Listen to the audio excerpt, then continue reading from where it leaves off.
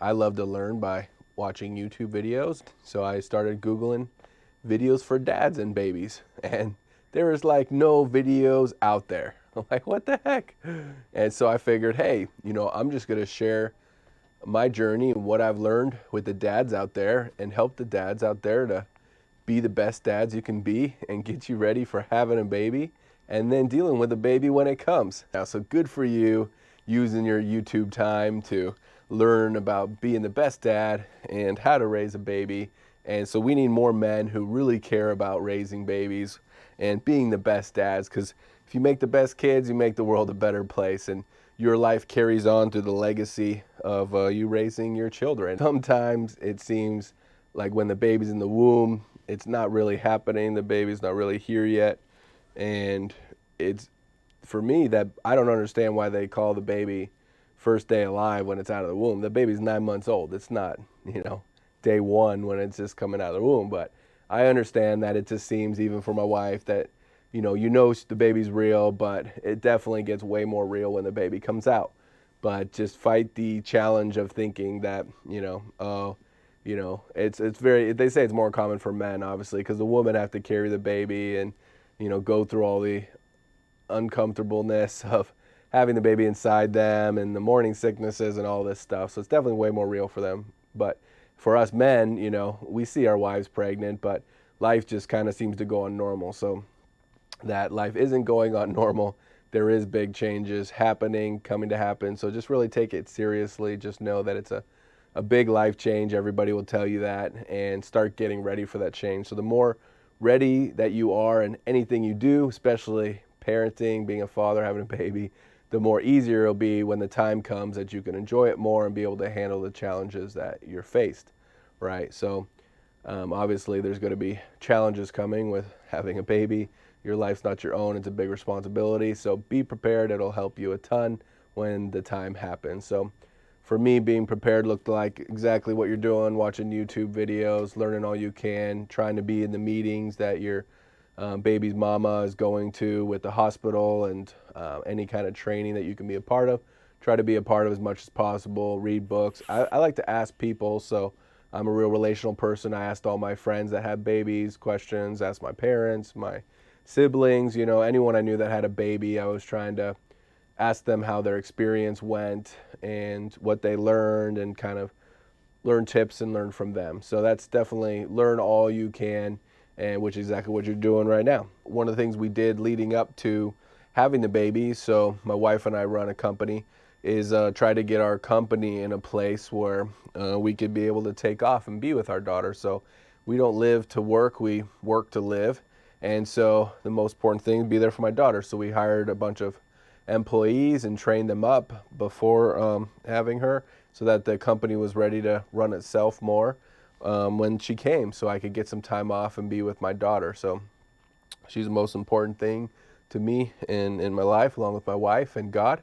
And so I'm truly thankful that I can get some time with her. Of course, if you're working for a company, I think there is you can either use your vacation days to help your wife out, be with your baby, or you can apply for maternity leave. You can check into that, ask your employer, Google it, do some research, and check into maternity leave. But I'd definitely recommend that you take some time off when the baby is coming and get everything prepared from work-wise. And so, like for our house, for example, we bought a 100-year-old fixer-upper, and it had no heating in there. So we installed central heating. We cleaned out the whole yard. We had the whole house prepared, all the projects I needed to get done. I wanted to make sure they're all done before her coming. So lesson number one is be prepared as much as possible for when the baby's coming.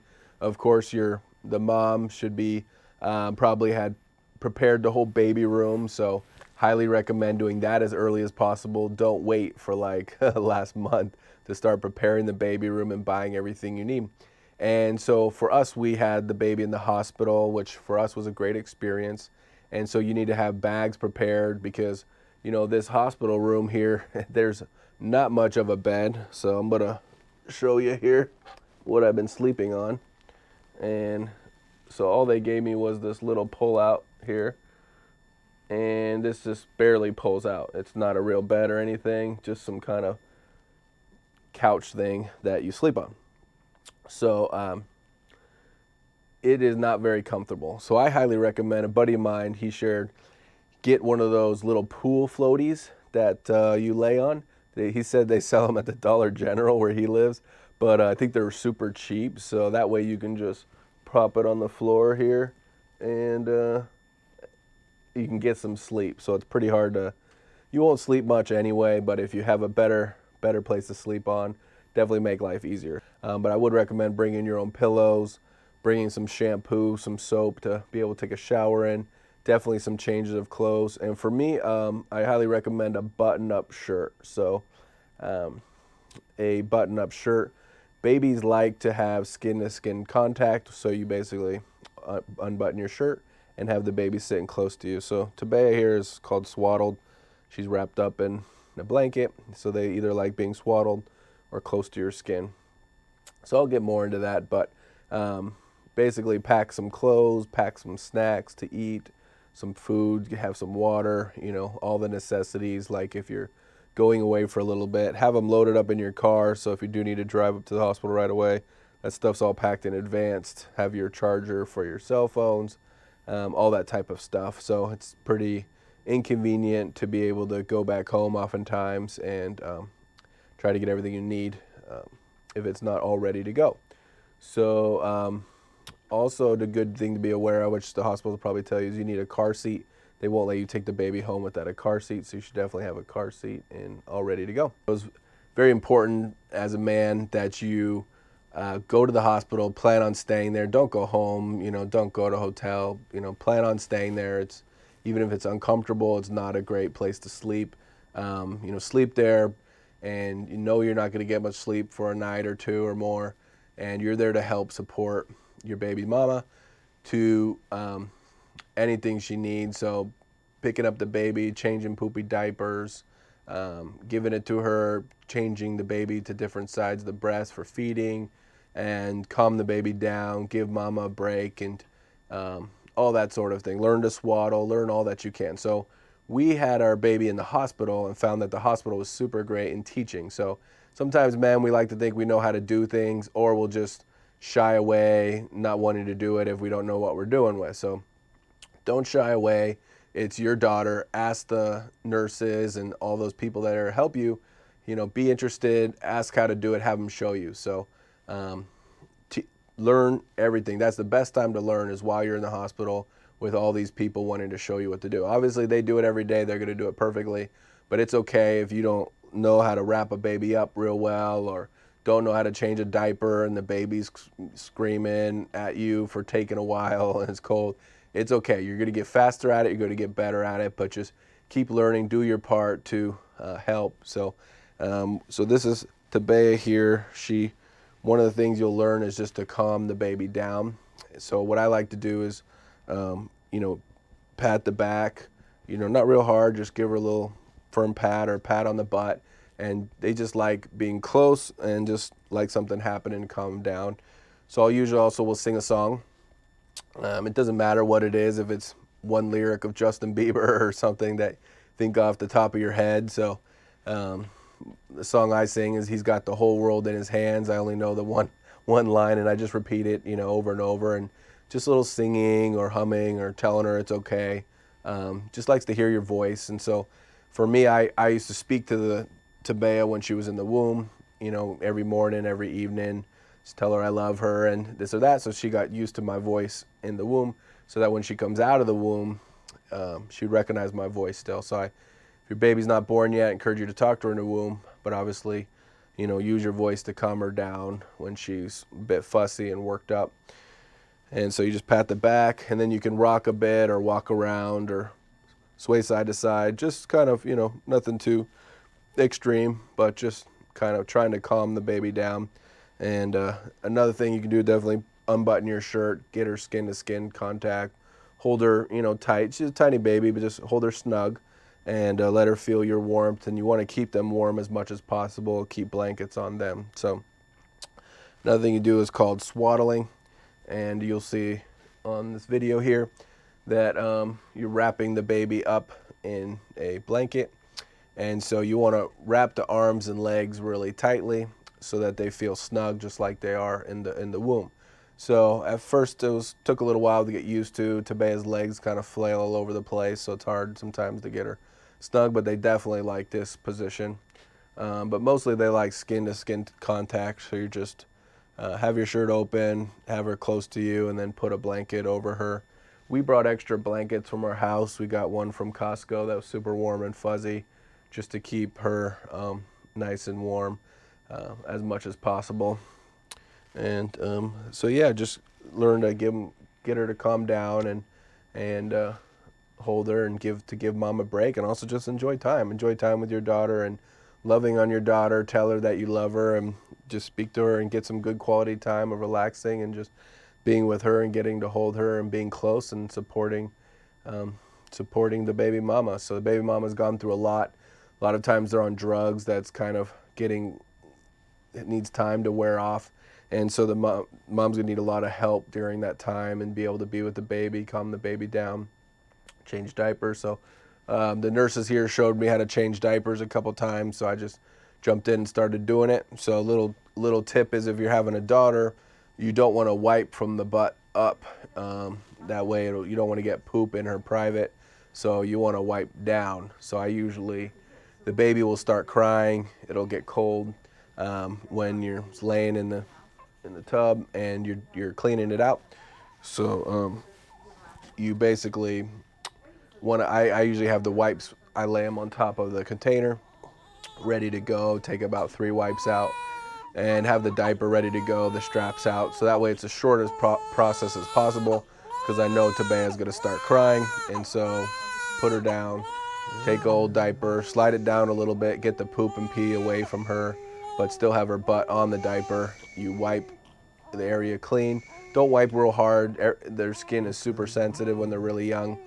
And so you just softly wipe it all clean. So it usually takes about three baby wipes. Throw it all in the diaper there, wrap up the old diaper, move it away, bring the new diaper in. If she happens to pee or he while you're doing it, if it's a boy, you can keep an extra baby wipe on top or something and just start wiping it up right away. Might need to change the blanket underneath after it got some pee on the blanket. Strap up the new diaper and just try to make sure the little sides are gonna catch any pee in there. And they fold the top of the diaper underneath her belly button or umbilical cord so that it's not rubbing on the umbilical cord area. So just give it a little fold down and strap the diaper up, get her back into some warm blankets, or get your baby up to some skin-to-skin contact, get her warm again, and she'll calm her back down. So a lot of times they'll be really worked up, so you just walk around, hum, sing, get her to calm back down, give her back to mom, or put her on some skin-to-skin. And the doctors will go over sleeping, but you have to be really careful with the baby, obviously, that they can breathe and that nothing, they don't die or lose air while they're sleeping. So first couple of nights and days are very delicate, and learning to make sure the baby's safe. You're going to be tired, the baby's going to be tired, mom's going to be tired, but you want to try to get the baby to sleep in its container. But that is hard because they want to be with you. They're used to being with the mom all the time in the womb. They want to be with you or somebody, and you want to be with them, which is normal. There is a nursery that a lot of hospitals have. If you want to get a break and they can swaddle the baby, try calming the baby down. Another trick they taught us is using your finger, putting it in the mouth. Don't shove it way down the throat, just kind of at the tip of her mouth. The nurses will show you, but it just gives her something to suck on and they'll calm down more. So just little tricks to help calm the baby down, try to get the baby to sleep so you can get some rest.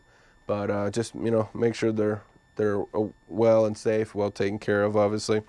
One of the most important things for a newborn baby, especially for men, is knowing that the neck is very sensitive. So this is a brand new baby.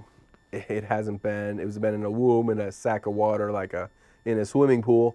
And so her neck is not strengthened enough it can really flop its head around. So imagine, you can't control your neck at all and your head's bouncing around. You can really damage yourself, and so it's just really not good. So just rule number 1, they'll always teach you with a baby is to take great care of the neck. So whenever you're picking the baby up, you want to support the neck so that it's not flipping around. So obviously Tabea's laying here, but if as the baby gets older, sometimes they'll start trying to push off their chest or jerk their necks back, so you have to keep your hand here. So since she's weak and tiny, she's just going to lean against my chest. I'm not worried about it here, but always want to support the neck whenever you're picking her up, putting her down, just being really gentle and careful. It's a very tiny, fragile human life that you just want to really take as best care of, and especially when you're moving her around. Obviously, try not to trip. Watch where you're walking, have your path prepared where you're going, and handing her off to people, this or that. Obviously, if there's a bunch of blankets or something, make sure she's secured and that the other person's really got a good grip on her when you're giving her away, that there's not blankets that are going to cause a slip or something like that.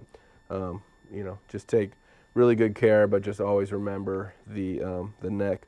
Another thing, their eyes, they don't really see the first week or so, sometimes up to 3 weeks. And so, they were in a womb, it was dark in there, so bright lights can be kind of blinding to them. So just keep the light down with your hand, or kind of semi-darker places, and just be really sensitive to that. Another thing to think about is we ordered Tabea earmuffs on Amazon for her hearing. So, I'm not worried as a newborn, but as the baby gets older and, we may be out in public activities, car sirens or, ambulance sirens or stuff like that, loud noise, you want to definitely protect their hearing. Their hearing is super sensitive. So at first the milk does not generate right away from the woman. It takes a couple days, anywhere from 2 days to 4 days usually, for the milk to start producing, but there'll be cholesterol will be coming out first, so there's some stuff there for the baby to eat. And it can be a very stressful thing for the mom to start breastfeeding. Every baby's different. Some babies it's easier to breastfeed, some it's harder. And so luckily the hospitals, when you have a baby at a hospital, nurses and stuff, they will have a lactation consultant that'll help coach you, teach you what to do, and to help that process go as smooth as possible. Try to teach the baby how to latch on, start being able to suck. And one of the things you start to learn as you get more time with your child is that there's different cries for different things, and sometimes it's hard to figure that out. You'll learn more what the cries are. There, she's kind of waking up a little bit. What the cries are for different things. So she might have had a poop or be pooping. So that's one. She might have some gas in her stomach and need to be farted, or she might have some stuff in her lungs, or some milk in there. It needs to burp it out, stuff like this. Or she could just be tired, or just hungry.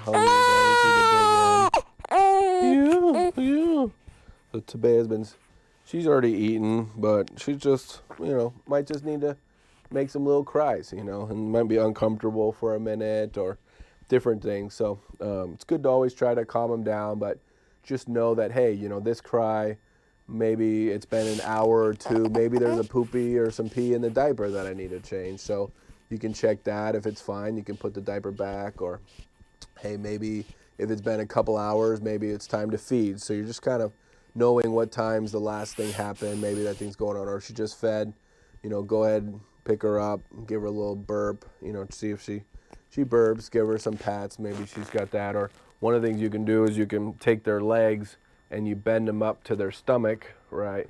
And that way you kind of they're already swaddled up anyway, but pat the butt, and that can help release gas or any buildup in the stomach. So there's different things you can do that help, and again, walking around to calm them down, and or giving them to mom to feed.